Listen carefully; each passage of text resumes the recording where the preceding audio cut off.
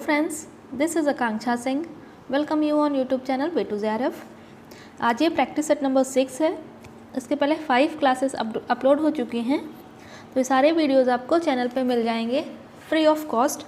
आप सारे वीडियोस को देख सकते हैं। अगर आप होम साइंस से related UGC net, JRF, TGT, PGT या किसी और अदर सब कॉम्पिटिटिव एग्ज़ाम का प्रिपरेशन कर रहे हैं, तो ये वीडियोस जो हैं आपके लिए हेल्पफुल होंगी, है ना। अगर अभी तक आपने चैनल सब्सक्राइब नहीं किया है तो चैनल को भी सब्सक्राइब ज़रूर कर लीजिएगा। एंड वीडियो अगर आपको अच्छी लगती है तो लाइक एंड शेयर ज़रूर करिए। आपके जितने भी फ्रेंड्स जो होम साइंस से रिलेटेड किसी भी एग्ज़ाम की प्रिपरेशन कर रहे हैं तो उनको भी ये वीडियो ज़रूर शेयर करिए।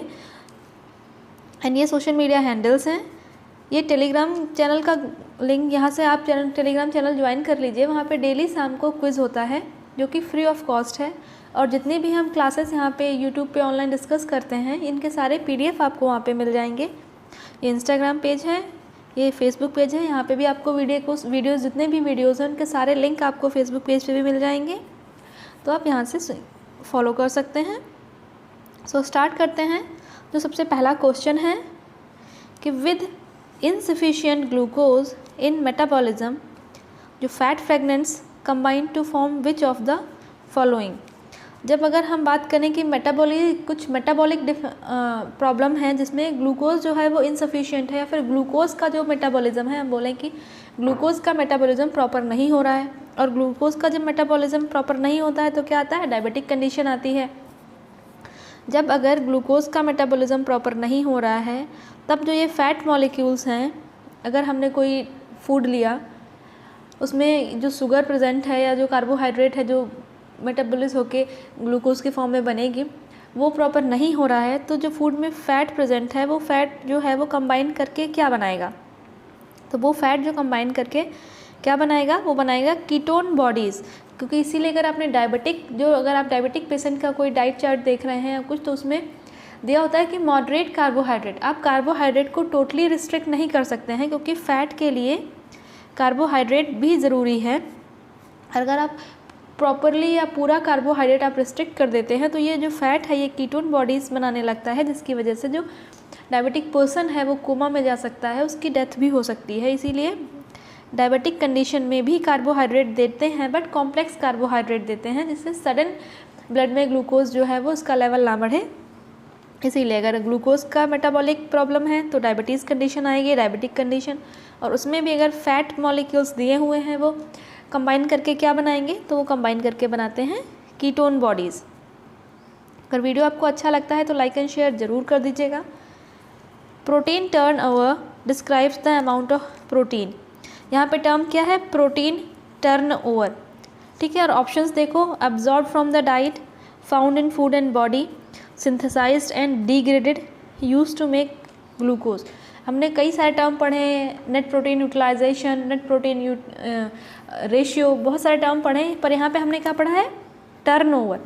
और अगर हम बात करें टर्नओवर वर्ड की, तो टर्नओवर कहाँ पे यूज़ होता है, जैसे कोई कंपनी है, ठीक है, कंपनी में हम यूज़ करते हैं कि किसी भी कंपनी का टर्नओवर कितना है। तो टर्नओवर हम कैसे कैलकुलेट करते हैं कि जितना भी पैसा उसमें लगाया गया उसके बाद कितना उसमें बेनिफिट हुआ, जो बेनिफिट उसको में पूरा बैलेंस करके कि हमने जो लगाया था पैसा वो हमने पैसा अपना माइनस कर दिया, उसके बाद जो प्रॉफिट बचा उसको ही तो हम टर्नओवर बोलते हैं। तो सेम यही है कि प्रोटीन टर्नओवर क्या है। अगर हमने ये फूड लिया, फूड में जो भी प्रोटीन थी वो बॉडी ने एब्जॉर्ब की। बॉडी ने जब एब्जॉर्ब की वो तो सिंपल एब्जॉर्प्शन हो गया। हम टर्नओवर की बात करें तो बॉडी में जो प्रोटीन गई वो कितनी बॉडी में यूज़ हुई, कितनी डिग्रेड हुई, कितनी बॉडी के साथ बॉडी से एक्सक्रीट कर गई। तो मीन्स जब सारे फैक्टर्स हम देखते हैं प्रोटीन के कि कितनी सिंथेसाइज्ड हुई, कितनी डिग्रेड हुई, कितनी यूज़ हुई, तो उसको हम बोलते हैं प्रोटीन टर्नओवर। तो ऑप्शन नंबर जो C है इसका सही हो जाएगा। नेक्स्ट क्वेश्चन आता है, a significant amount of vitamin K comes from which one of the following.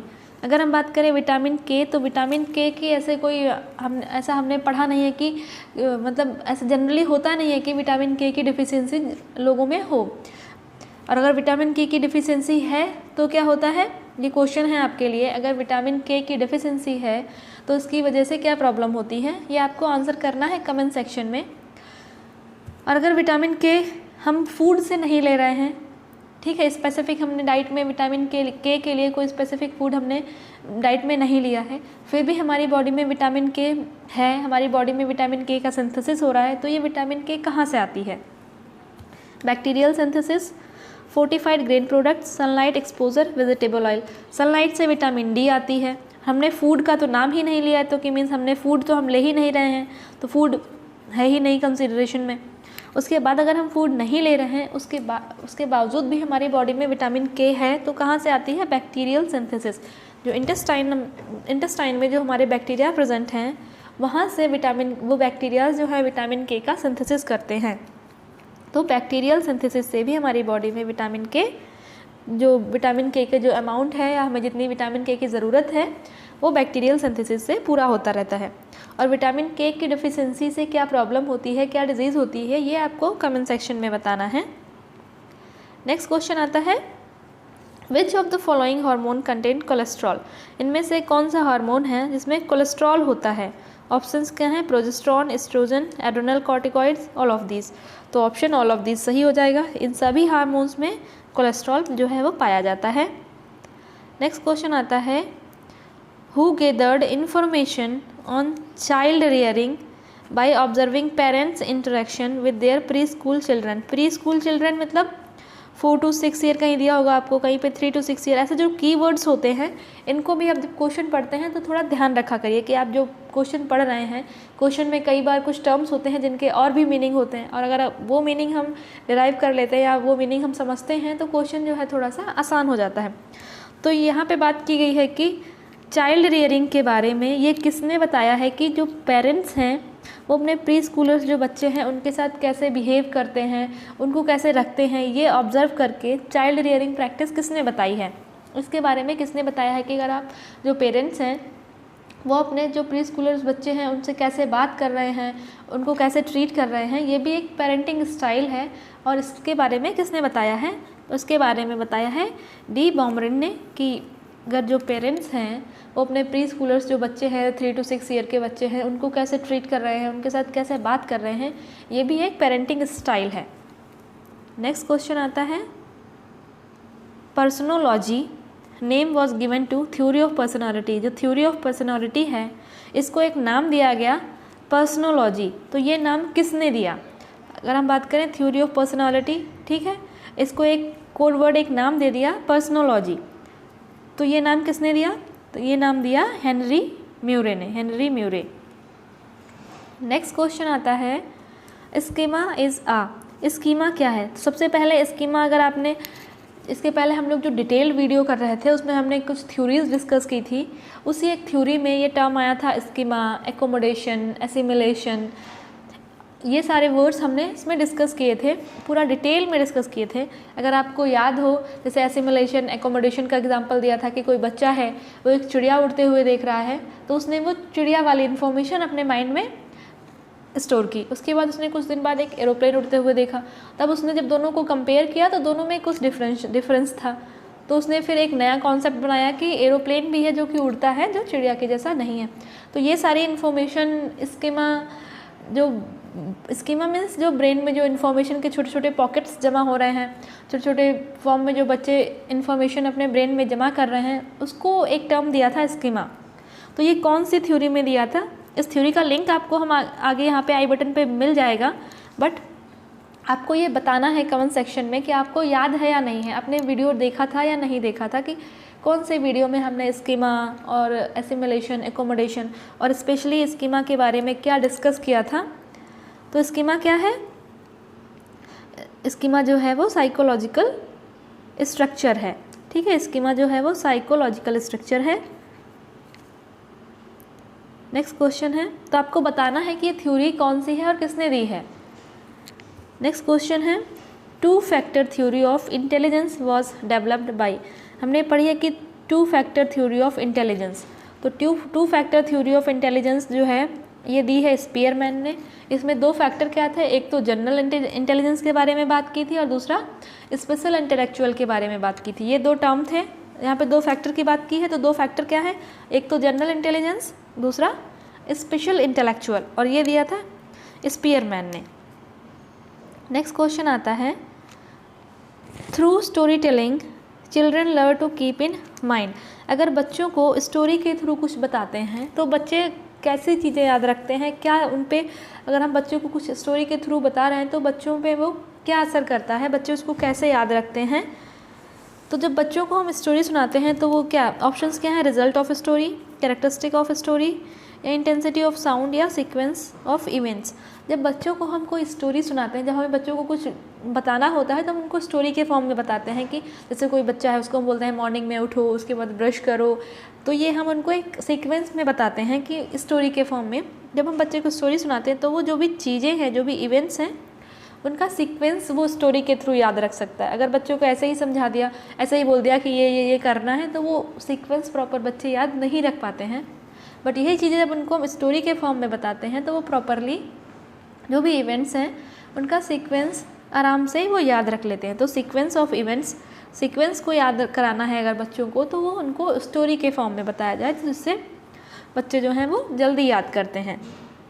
Next question आता है, finishing is essentially an ironing process. यहाँ पे फिनिशिंग दी हुई है, कैलेंडरिंग, स्काउरिंग, साइजिंग और साइजिंग, ये सारी फिनिशिंग है। बट इसमें से कौन सी फिनिशिंग है जो आयरनिंग प्रोसेस के बारे में, जो आयरन के बारे में बताती है। जैसे हम घर में नॉर्मली कपड़े प्रेस करते हैं, हमने एक कपड़ा उठाया, उसको प्रेस किया, दैट इज़ आयरनिंग।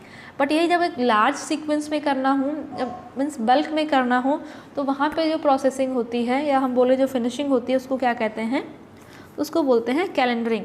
कैलेंडरिंग जो है वो आयरनिंग प्रोसेस है। बट यहाँ पे जब बहुत ज़्यादा बल्क में चीज़ें, जब बहुत ज़्यादा बल्क में कपड़ों को प्रेस करना है ह्यूज अमाउंट में, वहाँ पे जो प्रोसेस यूज़ करते हैं उसको बोलते हैं कैलेंडरिंग। नेक्स्ट क्वेश्चन आता है, विच of the following is not a preparatory finish. इनमें से कौन सी प्रिपरेटरी फिनिश नहीं है। मीन्स कोई क्लॉथ अगर बनाना है, कोई कपड़ा बनाना है, तो कपड़ा बनाने से पहले की जो फिनिशिंग होती हैं, फिनिशेस होती हैं, जैसे ब्लीच करना है, स्काउर करना है, और स्टार्च लगा हुआ है उसको हटाना है, या वेटनिंग करनी है, तो ये सब प्रिपरेटरी फिनिशेस हैं। बट जो टेंटरिंग है ये प्रिपरेटरी फिनिश नहीं है। और यहाँ पे यही पूछा गया है कि कौन सी प्रिपरेटरी फिनिश नहीं है। तो टेंटरिंग जो है वो प्रिपरेटरी फिनिश नहीं है। हमने अभी क्या देखा, ये फैब्रिक है, फैब्रिक को बनने से पहले जो फिनिशिंग कर रहे थे वो प्रिपरेटरी फिनिश है। अब ये फैब्रिक बन गया, अब पता चले फैब्रिक ऐसे ऐसे बन गया, तो इसको सीधा करके ऐसे करना, इसको कहते हैं टेंटरिंग। जब फैब्रिक को सीधा रखना, सीधा करना, स्ट्रेट करना उसके फाइबर्स को, उसको कहते हैं टेंटरिंग। तो ये प्रिपरेटरी फिनिश नहीं है। नेक्स्ट क्वेश्चन आता है, is an fancy weave which gives small geometric pattern. इनमें से कौन सी वीव, जो फैंसी वीव है, जो छोटे छोटे ज्योमेट्रिक पैटर्न्स बनाती है, तो वो होती है डॉबी वीव। जहाँ पे भी छोटे छोटे ज्योमेट्रिक पैटर्न की अगर हम बात करें ऐसे बने हैं, तो वो होती है डॉबी वीव। और जहाँ पे बड़े बड़े फ्लोरल प्रिंट वाले पैटर्न होते हैं वो होता है जैकार्ड वीव। तो इसका आंसर क्या है, इसका आंसर है dobby weave, option number A. Next question आता है, what is the path of moving points. अगर बहुत सारे बहुत सारे ऐसे पॉइंट्स हैं जो ऐसे ऐसे ऐसे ऐसे एक डायरेक्शन में जा रहे हैं, तो हम पॉइंट्स को मिलाते जाएंगे तो क्या बनता जाएगा, एक लाइन बनती जाएगी। जैसे बहुत सारे ऐसे ऐसे ऐसे पॉइंट्स हैं, इनको हम ज्वाइंट करते जा रहे हैं, तो ये एक लाइन के फॉर्म में बनता जा रहा है। जब हम पॉइंट्स को एक साथ मूव करते हैं, जोड़ते हैं, तो ये बनती है लाइन। नेक्स्ट क्वेश्चन आता है, this is what we see as light waves are absorbed और reflected by everything around us. जो लाइट वेव्स हैं, ठीक है, जो आसपास की जो अगर हमने देखा लाइट है, वो चीज़ों को एब्जॉर्ब कर रही हैं, रिफ्लेक्ट कर रही हैं। तो लाइट क्या एब्जॉर्ब कर रही है, क्या रिफ्लेक्ट कर रही है, तो उसमें हम कैसे पता करेंगे। जैसे हमने कहीं पे देखा कि ब्लैक कलर है, तो हम बोलते हैं ना लाइट, यहाँ पे सारा लाइट जो है एब्जॉर्ब हो रहा है। किसी भी सरफेस पे हमने लाइट डाला तो वो सारा वहाँ पे अगर ब्लैक दिख रहा है तो हम बोलेंगे कि ये सरफेस ने सारी लाइट को एब्जॉर्ब कर लिया है, इसीलिए ब्लैक कलर आ रहा है। और यही अगर कोई सरफेस उसमें लाइट डाला, वो रिफ्लेक्ट कर रहा है, उसमें वाइट कलर आ रहा है, तो हम उसको बोलेंगे कि इसने कोई भी कलर एब्जॉर्ब नहीं किया है, सारे कलर रिफ्लेक्ट कर दिए हैं, इसीलिए वाइट कलर आ रहा है। तो इसका क्या है कि अगर चीज़ जो भी लाइट है किसी सोर्स पे हमने डाली या किसी चीज़ पे डाली, वो चीज़ ने लाइट को एब्जॉर्ब कर ली। एब्जॉर्ब करने के बाद वो एक कलर वहाँ से रिफ्लेक्ट करता है। तो यही यहाँ पे बताना गया है कि जब लाइट एब्जॉर्ब होती है या रिफ्लेक्ट होती है, तो हम उसको कैसे जानेंगे कि लाइट एब्जॉर्ब हो रही है या रिफ्लेक्ट हो रही है। अगर सरफेस का कलर काला दिख रहा है, मीन्स सारी लाइट एब्जॉर्ब हो रही है। उसके बाद सरफेस का कलर वाइट दिख रहा है, तो मीन्स सारी लाइट रिफ्लेक्ट हो रही है। कोई स्पेसिफिक एक कलर दिख रहा है, ग्रीन दिख रहा है, ब्लू दिख रहा है, तो मीन्स ग्रीन या ब्लू जो है वो रिफ्लेक्ट हो रहा है, बाकी सारे कलर जो है एब्जॉर्ब हो रहे हैं। तो यहाँ पे इसका ऑप्शन हो जाएगा कलर।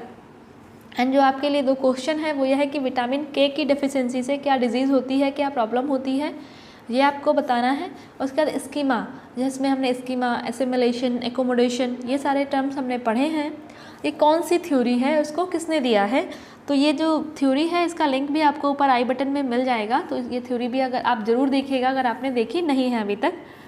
तो इसका आंसर अगर हम बात करें तो ये हो जाएगा कलर। नेक्स्ट क्वेश्चन है practical consideration of house should have. अगर कोई घर बना रहा है तो उसका प्रैक्टिकल कंसिडरेशन, प्रैक्टिकली वो घर कैसा होना चाहिए, क्योंकि घर अगर एक बार बन रहा है तो वो लॉन्ग टर्म के लिए बन जाता है। तो घर अगर बन रहा है तो उसका प्रैक्टिकली घर कैसा होना चाहिए, उसमें स्ट्रेंथ होनी चाहिए, स्टेबिलिटी होनी चाहिए। ऑप्शन नंबर जो डी है ये सही हो जाएगा। अगर प्रैक्टिकली हम बात कर रहे हैं, जो हम घर बना रहे हैं, तो वो कैसा होना चाहिए, मजबूत होना चाहिए, स्टेबल होना चाहिए। ऑप्शन नंबर डी जो है वो करेक्ट हो जाएगा। एंड वीडियो अगर आपको अच्छी लगी हो तो लाइक एंड शेयर ज़रूर करिएगा। एंड जो भी क्वेश्चंस आपके लिए थे उनके भी आंसर आप कमेंट सेक्शन में ज़रूर बताइए। अगर अभी तक आपने चैनल सब्सक्राइब नहीं किया है तो चैनल को भी सब्सक्राइब ज़रूर कर लीजिएगा। एंड चैनल को, वीडियो को अपने फ्रेंड्स के साथ शेयर करिए। एंड मिलते हैं नेक्स्ट वीडियो में, तब तक के लिए wish you all the very best, good luck, bye bye.